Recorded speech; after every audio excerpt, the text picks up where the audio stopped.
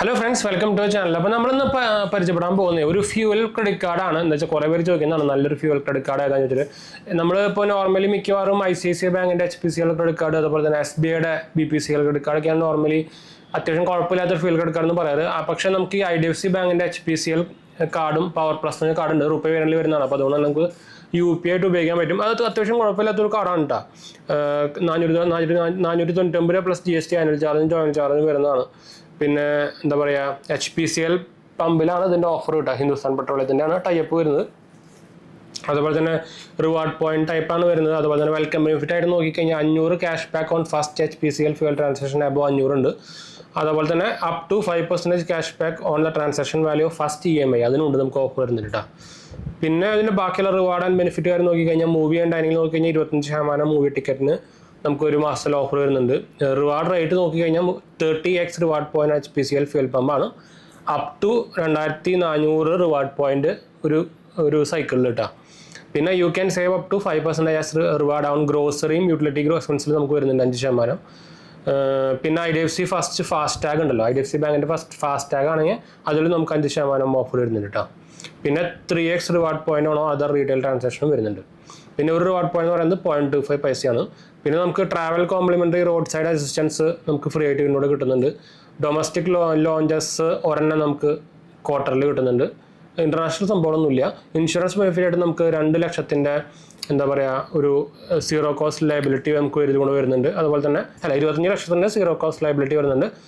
Personal accidental cover 2 ലക്ഷത്തിൻ്റെ വരുന്നുണ്ട് കേട്ടോ.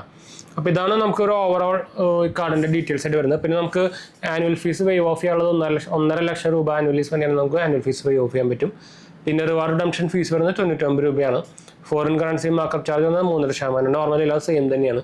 ഇൻട്രസ്റ്റ് റേറ്റ് 0.75% to 3.65% പെർ മന്താണ് വരുന്നത് കേട്ടോ. പിന്നെ ക്യാഷ് അഡ്വാൻസ് ചാർജ് 199 രൂപയാണ് മിനിമം വരുന്നത്, അതായത് ATM ഉപയോഗിച്ച് കഴിഞ്ഞാൽ. അപ്പോൾ അത്യാവശ്യം കുഴപ്പമില്ലാത്തൊരു ഫ്യൂൽ ക്രെഡിറ്റ് കാർഡ് എന്നൊക്കെ വേണമെങ്കിൽ തന്നെ പറയട്ടെ. ഞാൻ എന്തായാലും ഇത് അപ്ലൈ ചെയ്യാനുള്ള നമ്മുടെ ലിങ്ക് ഞാൻ താഴെ കൊടുത്തിട്ടുണ്ട്. നിങ്ങൾക്ക് അതുകൂടെ അപ്ലൈ ചെയ്യാം. അല്ലെങ്കിൽ നമ്മുടെ വെബ്സൈറ്റ് ത്രൂ നിങ്ങൾക്ക് അപ്ലൈ ചെയ്യാം. ajmg.banksupport എന്നാണ് നമ്മുടെ താഴെയും കൊടുത്തിട്ടുണ്ട്. ആയിക്കോട്ടെ, കയറിയാലും മതിയിട്ടാ. അപ്പോൾ പ്രൊസീജിയറൊക്കെ സെയിം തന്നെയാണ്. നിങ്ങൾക്ക് കയറുമ്പോൾ തന്നെ നിങ്ങളുടെ ഫോൺ നമ്പർ, പേര്, സംഭവം കൊടുക്കണം. ഒരു OTP വരും. അത് കഴിഞ്ഞാൽ നമുക്ക് ബാങ്കിൻ്റെ വെബ്സൈറ്റിലേക്ക് പോകും. അത് കഴിഞ്ഞാൽ അവിടെ നിങ്ങൾക്ക് നിങ്ങളുടെ ഒഫീഷ്യൽ ഡീറ്റെയിൽസും പേഴ്സണൽ ഡീറ്റെയിൽസും പാൻ കാർഡ്, ആധാർ കാർഡൊക്കെ കൊടുത്തു കഴിഞ്ഞാൽ നിങ്ങൾക്ക് എലിജിബിൾ ഉണ്ടെങ്കിൽ പിന്നെ അത് വീഡിയോ ഗെയിംസ് ഓപ്ഷനിലേക്കും പോകട്ടാം. ഇതിൻ്റെ പ്രോസും കോൺസും ജസ്റ്റ് ഒന്ന് പറഞ്ഞുതരാം. കോൺസ് എന്ന് പറയാനുള്ളത് നമുക്ക് ഇൻ്റർനാഷണൽ ലോഞ്ചസ് ഇല്ല എന്ന് മാത്രമേ പറയുള്ളൂ. എന്ന് വെച്ചാൽ നമുക്ക് ഇതൊരു ബേസിക് കാർഡാണല്ലോ. പ്രോസ് നോക്കിക്കഴിഞ്ഞാൽ നമുക്ക് UPI ട്രാൻസാക്ഷൻ നമുക്ക് ഉപയോഗിക്കാൻ പറ്റും. എന്ന് വെച്ചാൽ റുപ്പേ വേരിയൻ്റാണ് വരുന്നത്. പിന്നെ ജോയിൻ ഫീസ് നോർമലാണ്, ബേസിക് കാർഡിൻ്റെയാണ്. പിന്നെ നമുക്ക് ഡൊമസ്റ്റിക് ലോഞ്ചസ് കിട്ടുന്നുണ്ട്. അത്യാവശ്യം കുഴപ്പമില്ലാണ്ട് നമുക്ക് ഫ്യൂൽ കാർഡായിട്ട് പോലും നമുക്ക് യൂട്ടിലിറ്റി ബെനിഫിറ്റ് നമുക്ക് കിട്ടുന്നുണ്ട്. അപ്പോൾ അതൊക്കെ ഒരു വേണമെങ്കിൽ പ്രോസ് എന്ന് തന്നെ പറയാൻ പറ്റും കേട്ടോ. പിന്നെ ഇതിൻ്റെ എന്താ പറയുക, ഒരു എലിജിബിലിറ്റി ക്രൈറ്റീരിയ നോക്കിക്കഴിഞ്ഞാൽ 21 മിനിമം ഏജ് വരുന്നത്. അത്യാവശ്യം 750 അബോ സിവിൽ സ്കോറൊക്കെ ഉണ്ടെങ്കിൽ ബെറ്ററാണ്. പിന്നെ ആനുവൽ ഇൻകം 3 lakh ഒക്കെ പറയുന്നുള്ളൂ. അല്ലെങ്കിൽ നമുക്ക് ITR ഒരു 4 lakh അബോട്ടാ. അത് 3 lakhൻ്റെ താഴെയുള്ളവർക്കും കിട്ടുന്നുണ്ട് കേട്ടോ. 2.75 ഉള്ളവർക്കൊക്കെ കിട്ടുന്നുണ്ട് ഈ സാധനം. എന്താ വെച്ചാൽ ബേസിക് കാർഡാണ് ഈ സാധനം. പിന്നെ ആകെ ഒരു കുഴപ്പമെന്ന് വെച്ചാൽ IDFC ബാങ്കിൻ്റെ ക്രെഡിറ്റ് കാർഡ് നിങ്ങളുടെ പിൻകോഡിൽ സർവീസബിൾ ആയിരിക്കണം എന്ന് മാത്രമേ ഉള്ളൂ. വേറെ സംഭവമൊന്നുമില്ല കേട്ടോ. അപ്പോൾ അത്യാവശ്യം കുഴപ്പമില്ലാത്തൊരു entry level fuel credit card എന്നൊക്കെ വേണമെങ്കിൽ സാധനം പറയാം കേട്ടോ. അപ്പോൾ ആരെങ്കിലൊക്കെ നോക്കുന്നുണ്ടെങ്കിൽ അപ്ലൈ ചെയ്താക്കാൻ മറക്കണം. ഞാൻ പറഞ്ഞ പോലെ ലിങ്ക് താഴെ കൊടുത്തിട്ടുണ്ട് കേട്ടോ.